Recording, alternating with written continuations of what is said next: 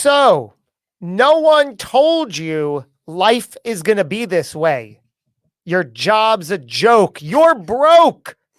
Your love life's DOA. What am I talking about, Erik? What is that? Sounds familiar. Yeah. It makes me want to clap. Well, it's the way we get around paying royalties, because that, in fact, is the Friends opening theme song lyrics. Because if you were around Earth last week, it was all about the Friends reunion. Did you catch it? I did not get an opportunity to catch it, but it's on my radar and on my list of things to do when I have a moment.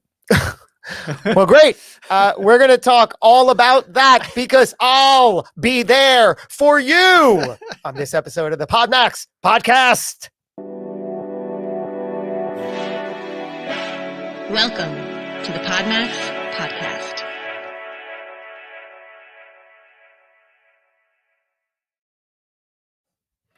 So like you, Erik, I also did not, let's say yet, see it. I'm not sure if and when I will, because you need, as you know, it's only viewable on one streaming service. It's HBO Max. So it's not like, hey, I got Netflix, I got Hulu, I got Disney Plus, I got Paramount Plus, I got CBS All Access. I mean, there are just so many these days, right? So you have HBO Max, Erik? I do.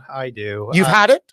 I have it. I didn't give in until Justice League came out, Zack Snyder's Justice League. Oh. And, you know, that's what starts it all, because my intention was to get rid of it. And now I love it. So I'm keeping it. So you found, when was that? Like a year ago, the Justice League? No, a few months ago. So if it wasn't the Friends reunion, it was your version, which was Justice League. They got you that way. And then you maintain it. Yeah. And that is the plan, isn't it? Always. Yeah. So what's crazy is it's not enough. Correct me if I'm wrong. It's not enough just to have a cable subscription with an add-on to HBO, which is an added-on subscription to your cable package, but you need an add-on to the add-on to get HBO Max. No, I think it's the only thing that exists now for HBO streaming. I think they consolidated all their channels. What are you saying? That HBO comes with basic cable? No. If you cut the cord, as I did almost 10 years ago, 7 years now, and you had an HBO app on your device, Apple or Roku, whatever, they changed it. It's now you have to go to HBO Max. There's only one. It used to be fragmented, like their apps, HBO Max. I'm what you call a confused buyer. I don't even know who I would call, where I would get it. Here's the irony of it, and folks, I know we're bantering here and we're playing. We will get into podcasting and stuff, and this is fun too, though. I think this is all relevant. But I want to share sort of the idea behind what Josh is saying here, which is kind of ironic, is those who've cut the cord, which I know most millennials, I think there was a survey out there, like something insane, like 57 or 67% of people don't have cable anymore. It's really the old guard, the baby boomers, my mom and pop. But the cable has now, evolved into streaming services, which doesn't it look very much like we have cable now? Because if you go to your device, whether it's Apple or Roku or Amazon, there's all the channels. It looks slightly different, but the feed is coming through the same coaxial cable as it did, which gave us the coined term cable. So it's all coming from the same place, folks. It's just now a la carte, which they were predicting over a decade ago that was going to happen anyway. So it's good stuff. I like a la carte. Yeah. So maybe I'll catch it. I did hear good things about it. I keep reading the headlines, and it seems like it was a extraordinarily positive success. So cool. Yeah. I mean, it was a great show. It doesn't hold as well as like a Seinfeld to me. I've watched Friends, I don't know, recently, I'd say over the past year, and it's kind of the jokes don't land. It's kind of like it's not as funny anymore, but we'll see. I hear you. Sure it's good. Speaking of funny, let's get right to the first segment of this show. Thanks for tuning in. What have we got going forward? Crow in the know. Just realized I was dapping. Is that what it's called? Yes. Yeah. So something happened, Josh, a couple of weeks ago which is a big thing in the podcast industry, in our industry. And I'm just going to read this little article from Reuters. Oh, that wow. was, that Fancy. was highlighting something that already happened. So Mm, this is speaking in future tense, but it happened 2 weeks ago. okay. Move over, Oscar and Tony. Wow. The Ambies have arrived. The Ambies have arrived. The newly formed Podcast Academy this weekend hands out its first awards, called the Ambies, for the best in a booming industry that has room for everyone from Prince Harry and Kim Kardashian Wow. to a student with an iPhone. So they give a good statistic here, which I love. I love podcast statistics. They said that 56% of Americans over the age of 12, the equivalent of 162 million people, have listened to a podcast at least once. And that's according to a 2021 research by Infinite Dial.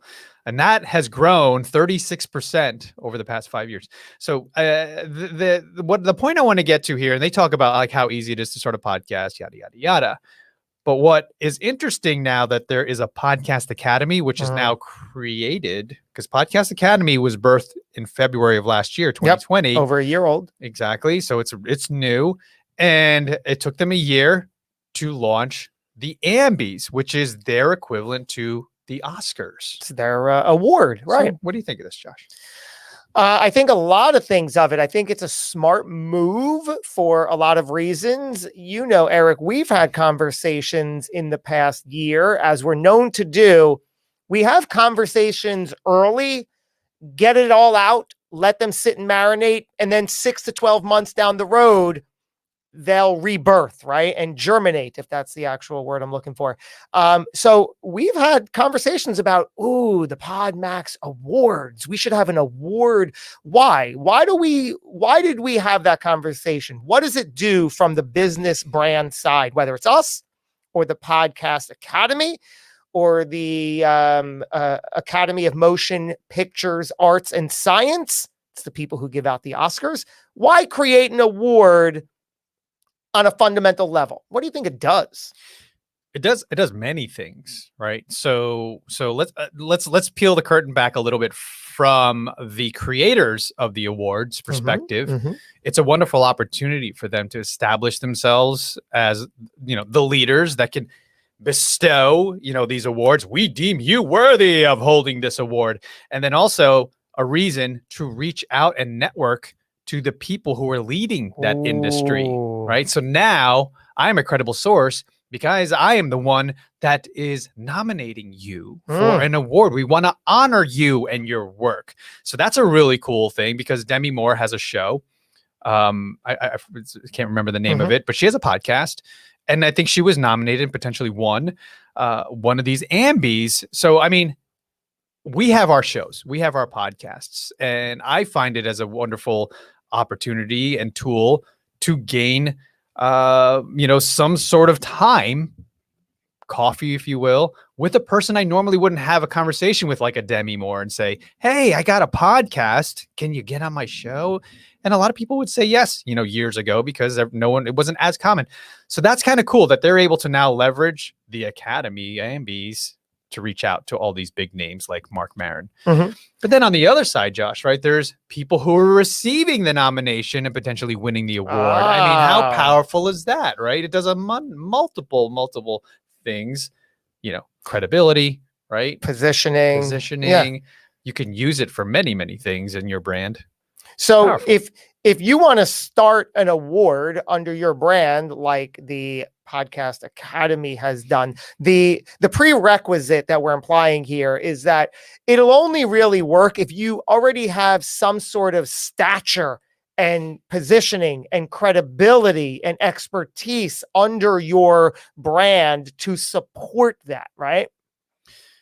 Yeah, absolutely. It's interesting because there's no shortage of awards, right, in any industry. But what I love about this news and that this has happened is that it really does legitimize the podcast industry. Before we turned the mics on and we were talking about this, we liken it to the Academy, that we call the Academy, but it's really the Oscars, and how that probably potentially had legitimized the film industry, right? The talkies, they used to call it, because it evolved from radio, and then radio moved into moving pictures, and that's literally what they called it. Like, it was a silent era, and then they started incorporating sound, and then eventually at some point, and I know you did some research into this, if you want to share, the Academy, the Oscars, was created. How many years in are they? Well, it was the first Academy Award was given out in 1927, actually 1929, honoring the films from 1927 and 1928. You know who created the Association of Motion Picture Arts and Science, which I keep saying is the organization that gives out the Oscars, the Academy Awards? It was created back in the 1920s by Louis B. Mayer, who was the head of a big movie studio, thus becoming part of MGM, Metro Goldwyn Mayer. So he was a bigwig. He actually created this organization to fend off what he saw union jobs and unionization in Hollywood. So it did have ulterior motives. He saw it as, if I collect and get all these members into this organization under my roof, it'll help me, gain strength in numbers, in essence. And then he saw another way of giving certain people awards as a way for them to work for his film studio. So it's an interesting read if you want to Google why were the Academy Awards started, and you'll see. But today we're talking about really different legitimate reasons that on both sides of the equation, you can create an award, you could receive an award. And like you said, Erik, there are so many awards, and whether it's an award or something similar, how many times do you get an email or a nomination for you're in the top 10 home advisor businesses of Central New Jersey. Here, put our badge on your website. That's an award. That's a marketing play, but it serves, done right, it serves the honoring organization and you as the recipient. As long as there's weight and recognition on both sides, it can really be used as a win-win. Oh yeah, absolutely. So yeah, I mean, we could dedicate a whole show to this one, but let's move on. Before we do, I'm sorry. Let me just really quick. You said that this just further legitimizes the industry. Yeah. It's really safe to say, right? Or I should say, is it safe to say that this industry is by far now legitimized? Like no further question asked. I mean, there's a boatload of money changing hands. Yeah. So what do you think about legitimizing the industry? Have we arrived? I think that, well, especially on this show, we constantly bring to the table all the signs, all the hallmarks of the industry being legit. This is just one of the many. So to have an academy, to have an award, committee that is able to do what it does, and it's just a win for everyone, because now the awareness, like you said, the outside is now going to look in and think, oh wow, there's an academy, there's an award ceremony. It's not these little one-offs by smaller companies. This is legitimized by major brands and corporations that have stake in this and understand. It's like investing in something. You believe in it, and you're like, okay, we're gonna go all in on this, and we're gonna support this. I think some Amazon is supporting it, and I forget the other brands. There was another big one that just came in, and they're like, we're sponsoring all of this to grow it. So yeah, it definitely legitimizes the industry even more. And ironically enough, Amazon just bought MGM, which is a great callback circle. Yeah. So callbacks. Take us in. Let's do it. Build it, and they will come. I had an idea. Actually, we had an idea over a year ago. Erik and we came to the table with a 4-part series that we did. I remember this was in the beginning, towards the beginning of 2020's thing, which is, known as COVID. Because I remember when we did this, nobody knew how long this was going to be. So we were all at home. I set up shop in my 5-year-old, he was 5 at the time, 5-year-old son's bedroom. That's where I found some, solace and some quiet area. And that's where I set up my shop. I've since moved down to the basement, as you know. But I remember when we were doing this, it was a 4-part series called The Science of Shows. And what we did is each week we would welcome a professional podcast host onto the show with us. And we'd spend a half hour or so having them tell us about one of their favorite episodes and what made it so great. And then we would all learn about what the guests did, what they did, and we could learn and implement.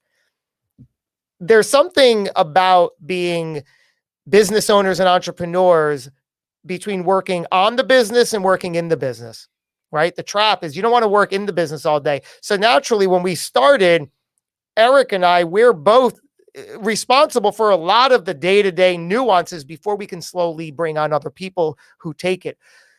We're really succeeding in getting much of this off of our plate. And what did you tell me last week, Erik, as we start to free up both of our times with this?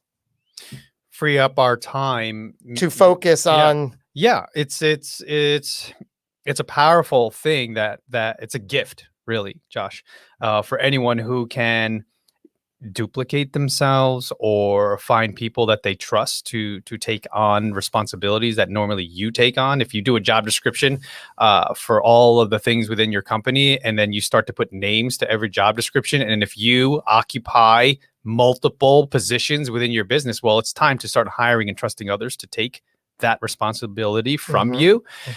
So that what happens as a wonderful side effect of that is you get time, which to me is everything. That's currency. Honestly, I talk about this and my wife disagrees wholeheartedly. I don't care about money. I care about time. Time is currency. I need that in my life. So with that, what do you do once your time gets freed up? I'm not watching Netflix.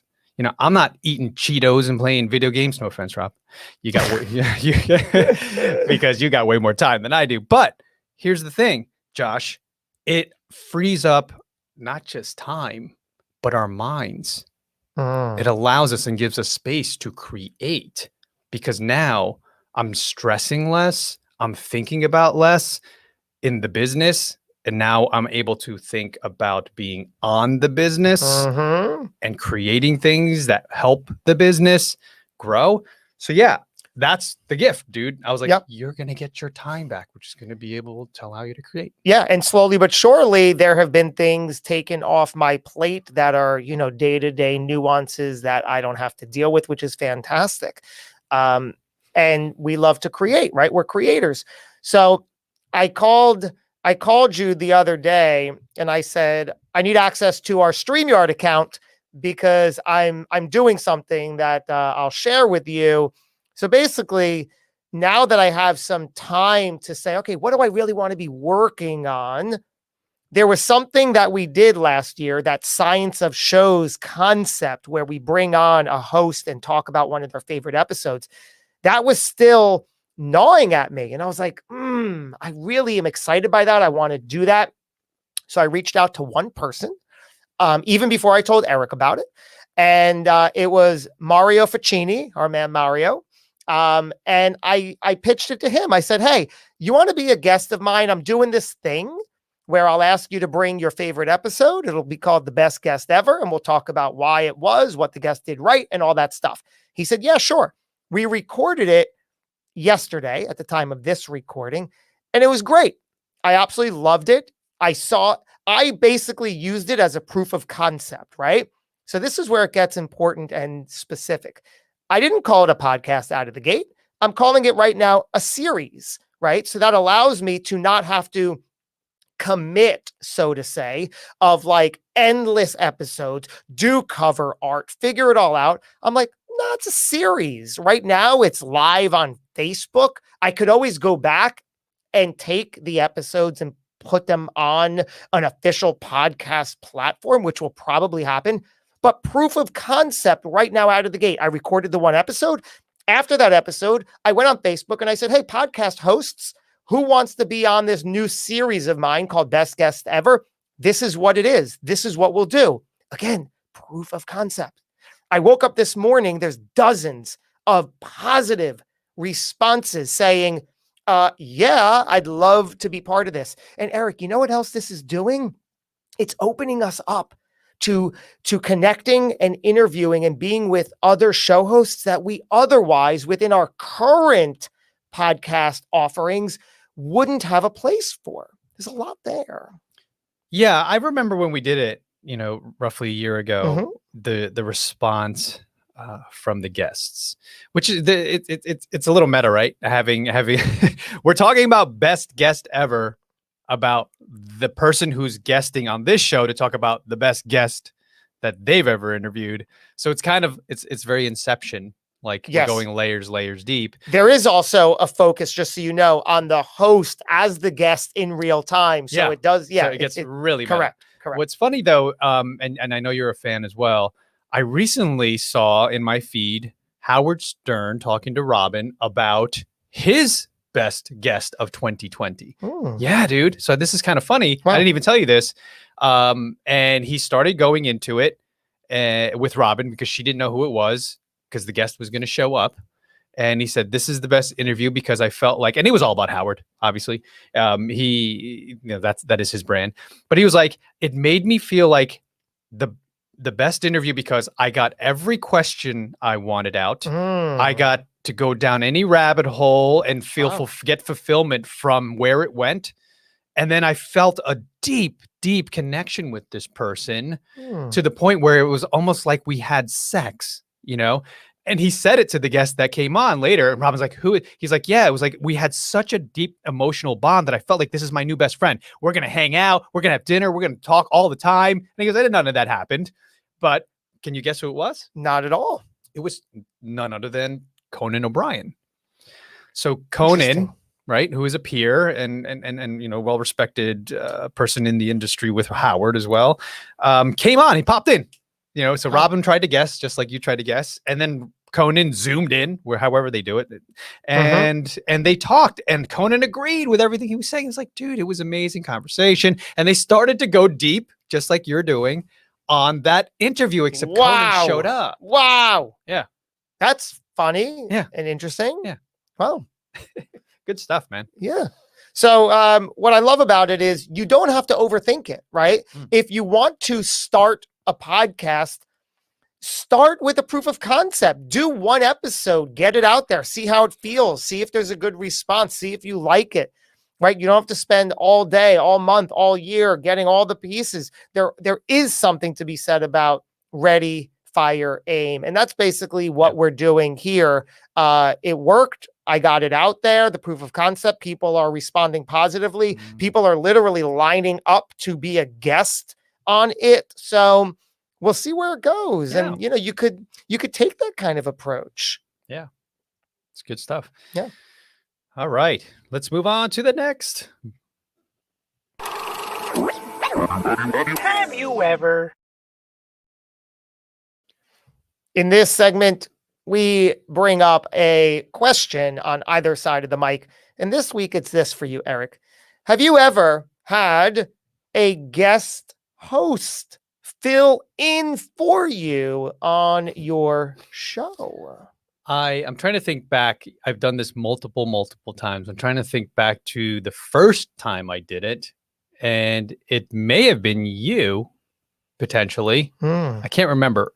But yes, it started back Entrepreneur Circle years ago.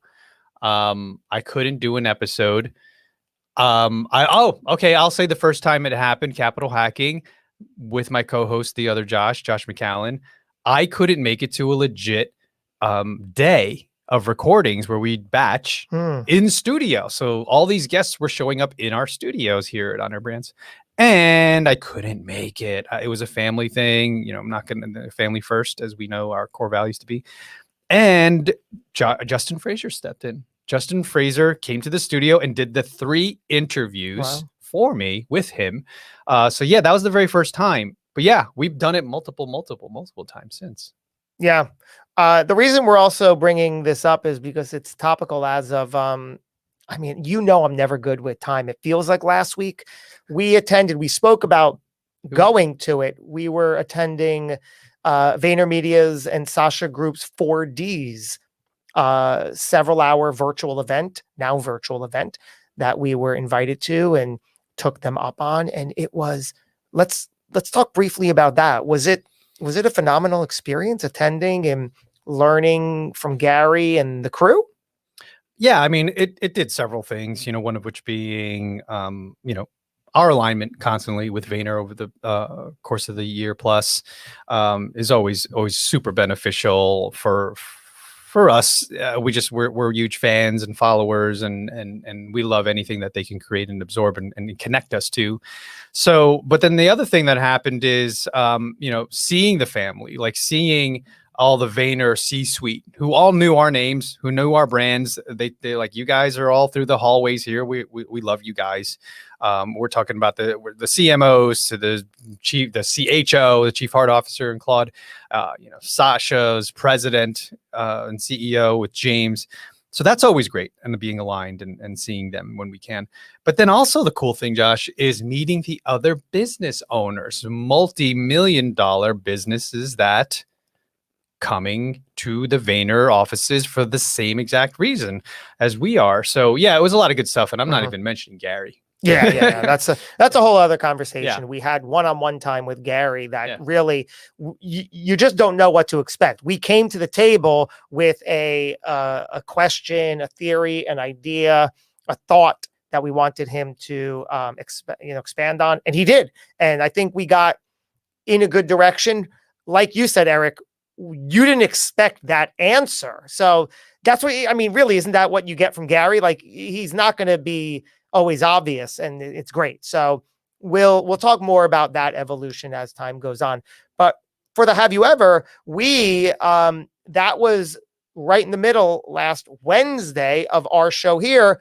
You didn't want to take this show dark. So what did we do? And how much of a success was that? Yeah, I didn't know what to expect. I mean, I knew things would always be good. I didn't know if it would be great, which apparently it's been great. So we have a very deep bench, in terms of our team members, especially team members that can step up to the mic and turn the cameras on. So we asked Larry Roberts, who's one of our mainstays. He's done plenty with and for us. So we're like, hey, it's a no-brainer, man. You're first up to bat. Are you in? He was like, all day. Yeah. Give me the bats. Give me everything.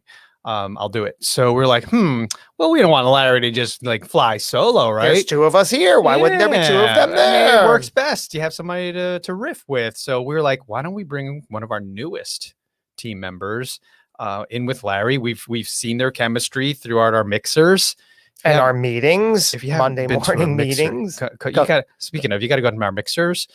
This is where wonderful people meet. You get to meet our team. You get to meet our tribe and community. Podmax.co/mixer. If Rob, you could share the link there. But yeah, check it out. It's a free event that we do every single Friday. So it's really cool because we were able to see in real time those two banter. So it only made sense to bring on our new Podmax talent coordinator, which is our booking agency, in Rachel Sparrow. Yeah. So the two of them showed up, did it live like we do, followed the format, and we got to watch some of it in real time. And I finished up, the next day I watched the entire episode, and it was just, like you said, it was just really good. It was really satisfying from our point of view, just to like sit back and see that it worked. And I almost felt like a proud father. I just can't put it any other way. It was just amazing. Yeah, it was good. And we got a lot of positive feedback. Obviously, the viewership proves that people like it. And yeah, that was crazy. So yeah, we'll see. We're throwing stuff at the wall and seeing what sticks. So more to come, folks. Yeah, and always, consider if you're doing a live show and there's the potential to go dark, does it have to be? Can you bring someone on to step in your place? Perfect example coming up next is the On Air Brands live show.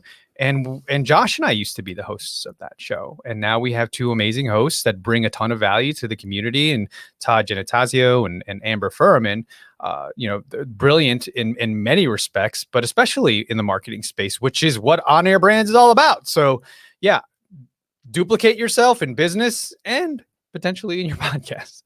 Yeah. So let's give a quick recap. The segments today.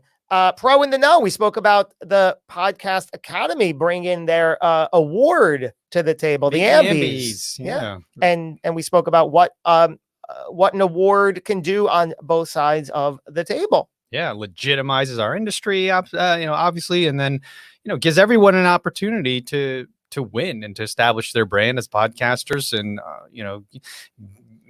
being graced by the Academy. Oh, thank you so much. That'll do a ton for you. That'd be great. Yeah. I'd like that feeling. Yeah.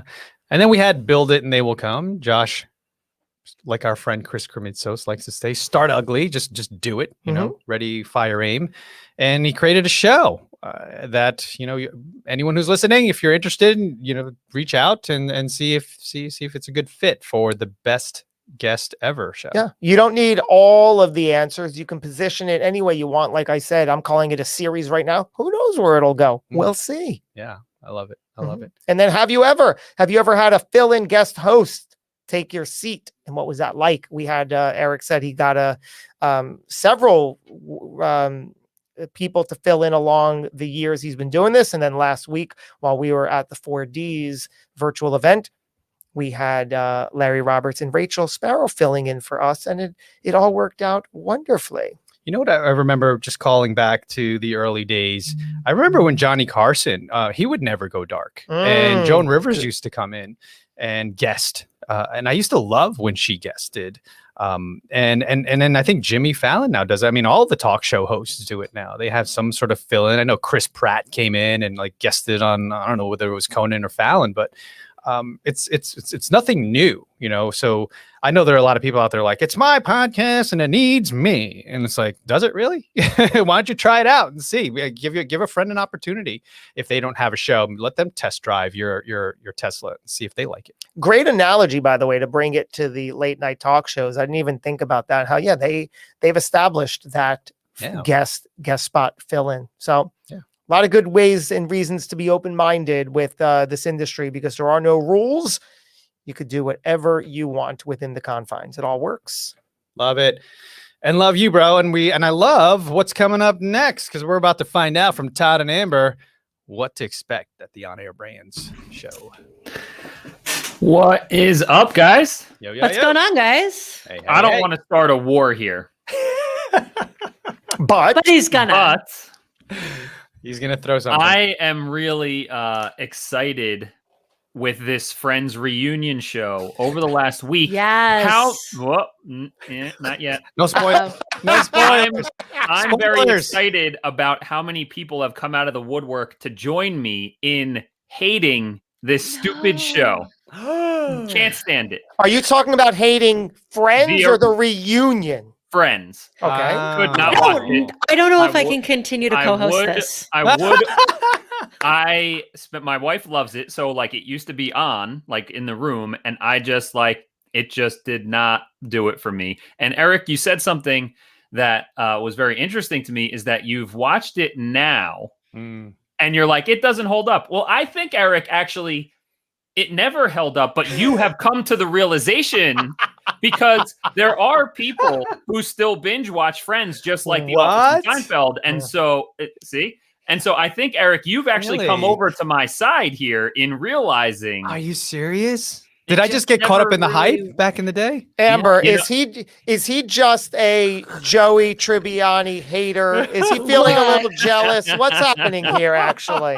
Look, I don't think I've ever told someone that you have to choose me or someone else, but I kind of feel like this is a line in the sand. You guys we found it. I am a huge Friends addict, and I am Addict, wow. addict is the word. Wow. I've probably seen all 10 seasons at least 40 or 50 times. Oh my God. I am the person that has a Friends quote for everything, and my friends Wow. do not enjoy it as much as I do. So I have to disagree with you, Todd. Like I think that it got You- better as I aged because I was able to relate to it. Like, Mm. but it came out when I was in. I mean, God, my senior pictures were taken on a Central Perk couch. Like when I was a senior in high school. Like Wow. so. When you're a senior in high school, you can't relate to it. So then you really are just caught up in the hype, right? Yeah. But then you start going through college and you start going into your late 20s and your early 30s, and you're like, oh my God, this show's amazing. I When it gotta really got disagree. solidified for me as not very good was back in the day. Opie and Anthony Mm-hmm. played. They started. It came up as a topic one, and they played parts of the episode without the laugh track. That's And all of a brilliant. sudden, it was like, wow, yeah, none of that. Like, when are you supposed to laugh here? This, like, like it was, Hmm. very revealing. It wasn't one of those shows where you could pop in and out like a Seinfeld, right? Nope. Because the stories were so self-contained. This was a soap opera. So if you jumped in at season 6, you don't know the characters. You don't know that Courtney Cox or The Monica history, is a neat freak. You don't know the dynamic between Ross and Rachel. Like, you're coming in blind, so it's hard to appreciate 1-2 episodes. But if you're in from the beginning, Yeah. I think you're appreciating I the paid ride. attention. I knew what was going on. you knew, I paid attention while it still was hated it. live. Yeah, like it just He just it doesn't never have a hooked- sense of yeah. humor. Yeah, that's what it is. Everyone tells me that. Everyone tells me that. Maybe you just weren't single and dating at the time, like me. That's Yeah. how I appreciate Right, it. okay, 'Cause true. I Or, was relating, Amber. Yeah, or the classic, how do they afford these apartments in Manhattan? Yes. Yes. Speaking of that, did you guys see that because Friends came out in 1994, that they recreated the Central Perk, they recreated Monica's apartment and Ross's apartment in New York. And last weekend or two weekends ago, you could go rent them for $19.94 a night What? for the memorable 1994 year, and it will not be $19.94 a night for long. Wow, I think it was that seems just crazy. that weekend. Mm. But I just about flew to New York for that. I'm surprised you didn't. Oh, do it. That must have been sold. That must have sold out very quickly. I can't imagine. You would think. Yeah, or either that or it was done hostel style. Right. And like Right, yeah, everybody has a It's corner like of the room. 100 people got to stay there. That could be true. Too, yeah. Speaking of hostel, tell us what's coming up at noon. It could Nice be a very segue. hostile show. Now, our window in between episodes is going to be throwing down the gauntlet here. But watching Friends every week is a habit. When you get into, you watch these things, and creating content should be a habit as well, right? So that's what we're talking about today. In the episode On Air Brands, we have season 3, episode 11. We're going to be talking about, I think we have 8 or 10 tips on how to get into and stick to the content creation habit. Can you give us a little how? What's it come down to? Yeah, so we are going to dig into how self-control is overrated, how motivation is overrated, and how the real key is controlling your environment so you don't need those things. I got to tune into this show. I can't believe how intense you guys are taking this. Oh, you have no idea. This wardrobe's about to change for the next show, just for Todd. She's gonna put her hair up. She's gonna go. She's gonna put on the Rachel wig. Yeah. Exactly. Well, this is stuff, fantastic. Yeah. Thank you for taking this 11 shows to date and thriving. Thank you both so much. Yeah, It's we're been a excited. great ride, and I'm excited for where it's going. Absolutely. So, folks, as you heard earlier in the show, join us at our mixers, podmax.co/mixer, for an opportunity to meet Todd and Amber, or all the rest of the team and the community that has grown to love and support one another. That's usually every single Friday when we're not holding PodMax. So Mhm. June 11th, though, is our 13th PodMax. A lot of numbers here, folks. PodMax 13 is going to be coming on the 11th. So please, if you're interested, if you've heard about it and you've been thinking of what it's all about, what can I do? How can I get involved? It closes in 2 days. This Friday, June 4th, is registration over. And now you have to join and jump in before we do that and set the schedules over the weekend. So hopefully you go check out podmax.co, see what it's all about, grab your ticket, because if you do get a ticket, you get one to give, which Yes. we're really excited about. Oh, that's so cool. Yeah. Yeah. And if you've ever wondered, here's going to take us out some words from our beautiful, brilliant community. Let's hear what they have to say. See you soon. Cheers.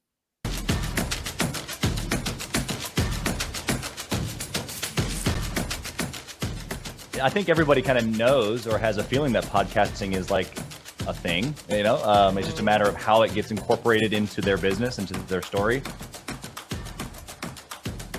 Where else can you get on an event, like in person or online, and have like this collection of people? Any person that this group and this community attracts just like brings it. There is no community like the PodMax community, guys. I love PodMax. I love everything about this environment, this family, and every one of these events. It's just tremendous. This is our 5th time here, and every time it just gets better and better. I mean, the relationships, the format of the event, and the opportunities to put us in front of people like David, for example.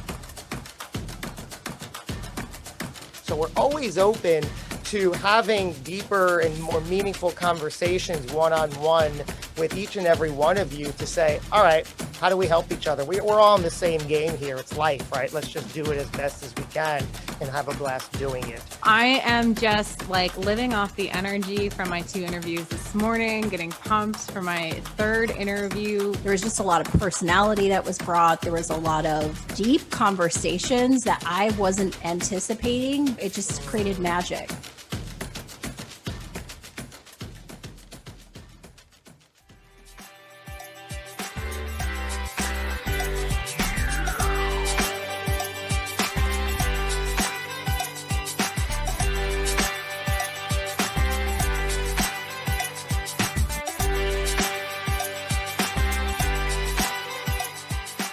Are you an entrepreneur? Apply now to be a podcast guest at podmax.co.